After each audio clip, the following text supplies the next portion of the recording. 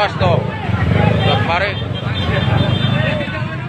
Syederalun ketegangan sempat terjadi di Jalan Pasir Impun, Kota Bandung saat driver ojek online merobek spanduk berisi larangan masuk untuk ojol ke Pasir Impun pada Selasa 3 Januari 2023. Dalam video yang beredar, tampak ada sekitar 100-an driver ojol memadati ojek pangkalan di Jalan Pasar Impun.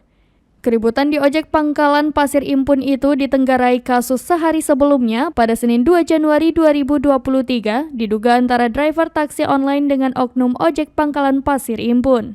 Dalam video yang beredar tampak ada sopir taksi online sedang membawa penumpang dicegat sejumlah ojek pangkalan. Mereka meminta agar driver taksi online yang sedang membawa penumpang itu turun dari mobil, namun sopir taksi online tersebut tidak turun.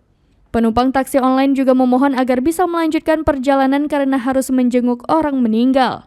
Setelah menggeruduk markas ojek pangkalan Pasir Impun, para driver ojol ini langsung mendatangi Mapolsek Antapani meminta kejelasan proses hukum atas oknum ojek pangkalan tersebut.